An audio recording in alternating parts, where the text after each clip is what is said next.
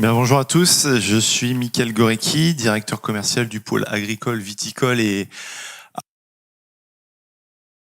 pour WTW en France. Bien, merci pour l'invitation et tous ces échanges sont très intéressants pour nous courtiers puisque nous représentons les intérêts des viticulteurs, des arboriculteurs et des exploitations agricoles de manière générale. Nous les représentons auprès des assureurs, mais également nous sommes également là pour échanger sur la notion de gestion de risque.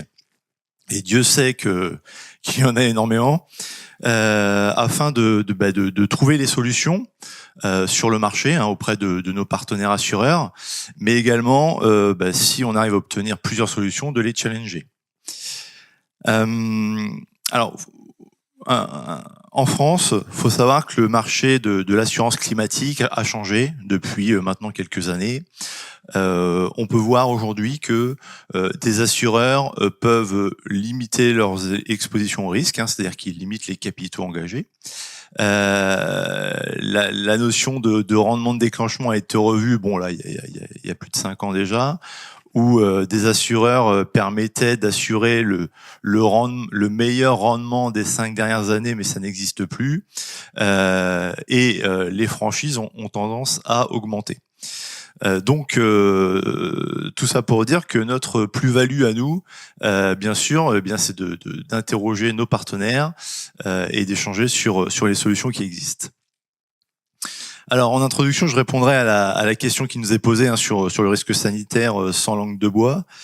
Et ensuite, alors beaucoup de choses ont été évoquées par Julian et précédemment par Antoine sur les produits qui existent, donc je vais pas y revenir, mais je reviendrai simplement sur le rôle du courtier et comment on peut créer des solutions d'assurance.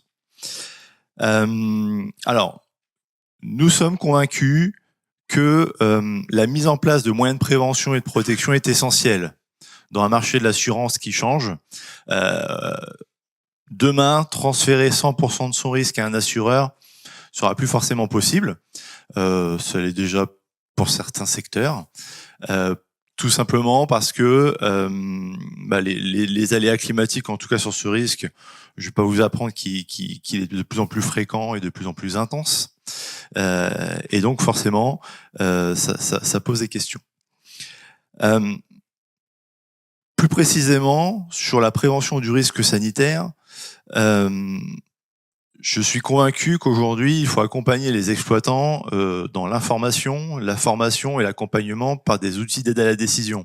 Donc, on a pu l'évoquer. Alors ça pose encore beaucoup de questions sur la donnée. J'ai pu l'entendre sur la disponibilité des données et son usage. Faut savoir que sur la disponibilité des données, on travaille déjà avec des produits paramétriques, donc je reviendrai après. Les données, on arrive à les obtenir. Alors, il y a des données qui sont open, tout simplement, et il y a des données qu'il faut acheter. Donc, il y a des données, mais ça a un coût, et forcément, ce coût est répercuté à la fin sur la prime d'assurance. Alors, est-ce que l'assurance aujourd'hui est capable d'accompagner la transition agroécologique ? Alors, si j'ai bien compris, je dirais que sur un modèle traditionnel, c'est compliqué. Alors, c'est compliqué. Alors, l'assurance traditionnelle aujourd'hui, c'est l'assurance récolte qui nécessite la déclaration des surfaces, des appellations, le rendement des 5 dernières années. Et en cas de sinistre, il y a un passage d'expert, pour estimer la perte. Ce modèle a déjà été testé et je remercie l'assureur de l'avoir fait puisqu'il faut des précurseurs. Mais on peut s'apercevoir que sur un échantillon restreint, c'est difficile. Et si on devait l'étendre, même s'il y a que 35% des exploitants qui sont assurés en assurance récolte, si on devait l'étendre à l'ensemble des contrats, ce serait très délicat. J'ai pu voir cette semaine que pour que il y ait pour le calcul de l'indemnité de solidarité nationale, il n'y aura pas de passage d'experts. Ce seront uniquement des données sur justificatif. Donc c'est les pertes au-delà de 50% à l'appellation, si on parle en viticulture, ce qu'a expliqué Antoine. Donc ça montre bien que la capacité d'expertise est plutôt limitée. Néanmoins, je crois que l'outil paramétrique est aujourd'hui l'outil approprié pour commencer à créer une garantie. Alors pas forcément sur voilà, je diminue mes intrants et j'ai une perte de récolte parce que voilà, c'est comme ça, mais par le biais d'un paramètre qui est la pluviométrie. C'est une garantie qui est souple, qui est facilement explicable aux exploitants et qui est éprouvée et maîtrisée. Voilà, il faut de la pédagogie parce que concevoir une assurance, c'est très bien. Derrière, il faut un réseau de distribution, ça c'est important. Et après, il faut qu'elle soit approuvée par les agriculteurs. Et si on a beau créer la plus belle garantie du monde, voilà, on y croit, on croit qu'elle est efficace, mais si derrière on n'arrive pas à faire adhérer les viticulteurs, les agriculteurs, eh ben ça fonctionnera pas. Donc il faut qu'elle soit utile, accessible et compréhensible. Alors l'intérêt de l'assurance paramétrique, en fait, il est multiple. On va assurer un capital, donc chaque agriculteur, viticulteur est en mesure d'estimer un capital. Alors pour ça, il faut du conseil. Donc c'est pour ça que nous, les courtiers, on est là, comme on est indépendants, enfin vis-à-vis des compagnies d'assurance, on les aide à calculer ce capital. On choisit un paramètre. Alors là, c'est la pluviométrie. Qui est mesurable par le biais de stations météorologiques dans les parcelles des agriculteurs et des viticulteurs. Donc, on est sur du pragmatique. Alors après, le problème c'est un grand débat. Le problème de la station météo, du pluviomètre, c'est que on peut le remettre en cause, il peut se boucher, etc. Voilà. Donc après, on peut utiliser d'autres scénarios, et ça, les assureurs paramétriques pourront en parler tout à l'heure, notamment les modèles météo. Et en fait, toutes les modalités d'indemnisation sont connues à la souscription du contrat. Et ça aussi, c'est intéressant. C'est-à-dire que voilà, je sais que s'il se passe tel événement et que j'ai telle quantité de précipitations sur telle période, j'obtiens tant d'euros d'indemnisation. En termes de gestion de trésorerie, ça peut être différent. Voilà.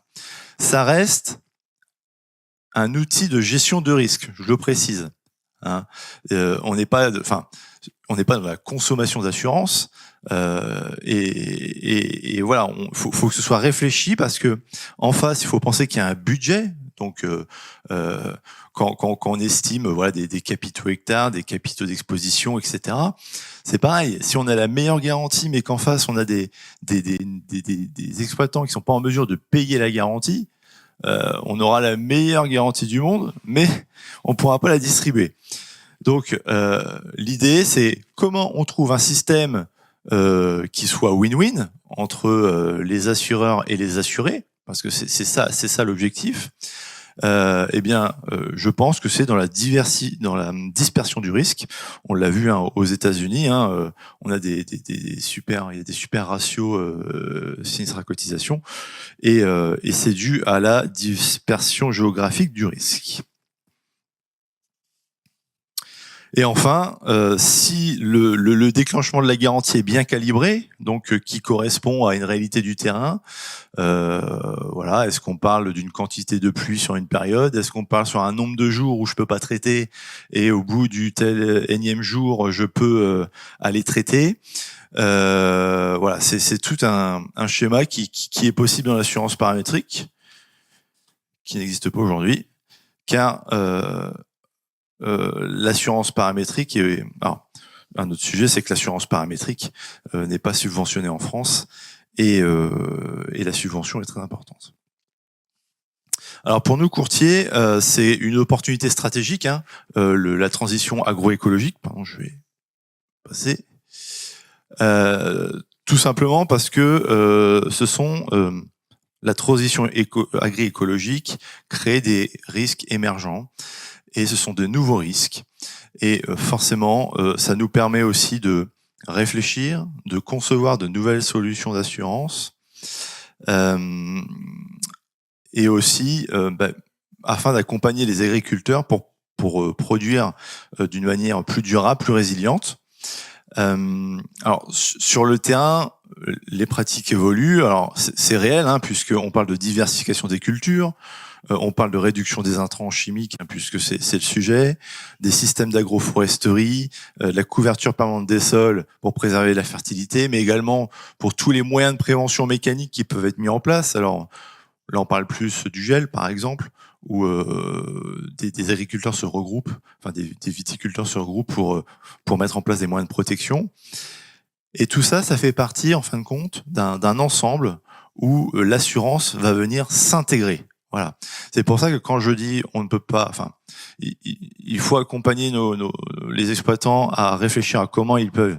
Alors, c'est pas si simple, c'est pas demain, mais comment ils peuvent transférer uniquement une partie de leur risque en mettant en place des moyens de protection.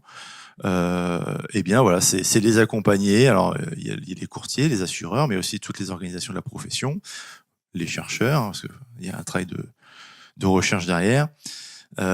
Mais c'est le chemin qu'il faut tenir. Alors ils veulent pas seulement une protection contre les aléas climatiques. Ils veulent vraiment être accompagnés, enfin que ça valorise leurs efforts et leur résilience. Et en fait, voilà, nous courtiers, on a l'opportunité de redéfinir ce que c'est qu'un contrat d'assurance avec eux et de leur donner de l'utilité.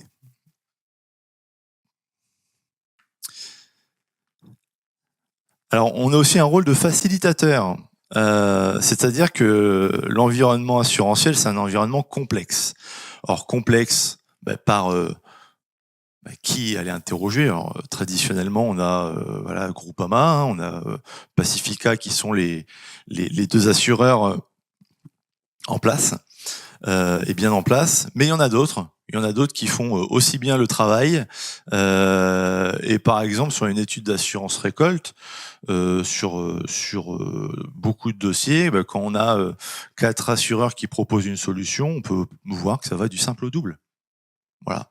Alors, aujourd'hui, oui.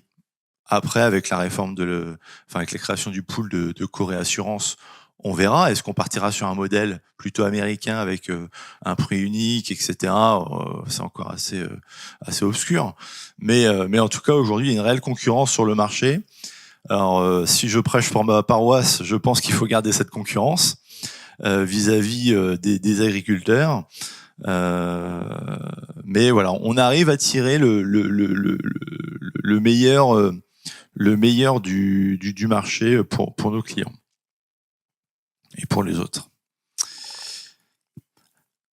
Alors sur la transition agroécologique, en fait notre rôle, notre mission, elle est double. Déjà, c'est de traduire les réalités agroécologiques en modèle assurable. Alors parfois, ça vient juste d'une idée. Donc voilà, si vous avez l'occasion, vous pourrez aller regarder sur internet le produit Ving Protect Gel. C'est un produit qu'on a lancé il y a maintenant 2 ans, qui est venu d'une idée. Voilà. Donc c'est comment on peut accompagner les viticulteurs et les arboriculteurs pour couvrir leurs dépenses engagées pour lutter contre le gel. Parce que ce qui est important pour un exploitant, à la fin, c'est d'avoir de la récolte. Une indemnité d'assurance, c'est bien, mais il a perdu. Voilà, il a perdu sa récolte, il perd des clients, etc., etc. Et donc, en plus, quand on a une indemnité d'assurance, il y a une franchise. Donc voilà, l'assurance, c'est bien, ça maintient un niveau économique, mais essayer d'accompagner la mise en place de moyens de prévention et de protection, je pense que c'est bien aussi. Alors, ce genre de garantie paramétrique, ça passe par la promotion tout simplement de l'assurance indexée sur la météo, des modèles paramétriques avec des déclenchements automatiques et toutes les innovations, les indices qui existent. Hein. Antoine parlait du NDVI qui fonctionne très bien. Et aujourd'hui, les exploitants, alors je vais pas faire une généralité, mais je donne mon ressenti, sont pas encore prêts mais sont pas encore prêts à entendre que on peut bâtir, on peut indemniser un domaine viticole en prenant comme source un modèle météo, voilà, le RA5 pour ceux qui connaissent par exemple, ou par exemple une station météo sur leur parcelle. Donc en fait, il y a tout un travail de pédagogie alors qui se fait sur plusieurs années. Voilà, VingProtect qu'on a lancé il y a 2 ans, ben voilà, ça commence à être compris. Voilà, donc c'est et si demain il y a une garantie sur le mildiou qui existe, ben c'est pareil. Hein, il faut du temps. Voilà, faut du temps. On va pas révolutionner le marché comme ça. Mais en tout cas, il faut qu'on soit précurseur avec l'aide de tous pour trouver des solutions.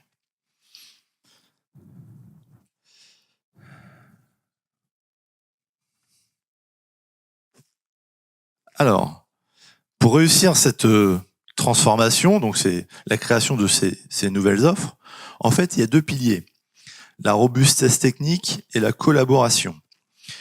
Alors, nous devons nous appuyer sur des données fiables et précises.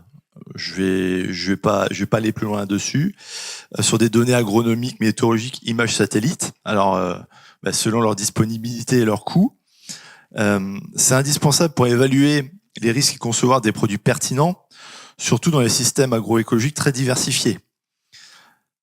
Mais la technique ne suffit pas, puisque même si on a encore une fois le meilleur produit, il faut que ce produit corresponde à un besoin. Et le besoin, on va le travailler avec les startups de la profession, avec les coopératives, avec les instituts de recherche et avec les chambres d'agriculture. J'irais même encore plus loin, ça peut être aussi avec l'ensemble des groupements qui peut exister, notamment les CUMA. Voilà, nous on travaille notamment avec des CUMA sur des sujets de tour antigel. Enfin voilà, et tout ça c'est une discussion de terrain qui doit avoir lieu. C'est du sourcing et c'est essentiel au développement de ces nouvelles assurances. Ces produits d'assurance ne peuvent pas être conçus en silo. Ils doivent être construits avec les agriculteurs pour refléter la diversité des pratiques et la réalité du terrain. Donc comment on fait ? Tout simplement, déjà en tant que courtier, on va se présenter à ces différents groupements, et puis on essaye de se faire adopter, j'ai envie de dire, pour exposer notre projet, et ensuite créer des pilotes, des partenariats, des ateliers autour de ces risques. Donc en fin de compte, c'est ce qu'on fait aujourd'hui, mais à plus petite échelle et avec vraiment moins de compétences, j'ai envie de dire. Mais voilà, on y travaille et c'est essentiel. C'est essentiel pour assurer le succès et la montée en puissance de l'assurance donc agroécologique. Alors on peut l'appeler comme on veut, hein. Assurance milieu, assurance verte, assurance agroécologique. On a tous le même objectif, c'est de couvrir des risques aujourd'hui qui ne sont pas ou difficilement assurables et de trouver des solutions grâce aux nouvelles technologies et à la recherche qui est faite.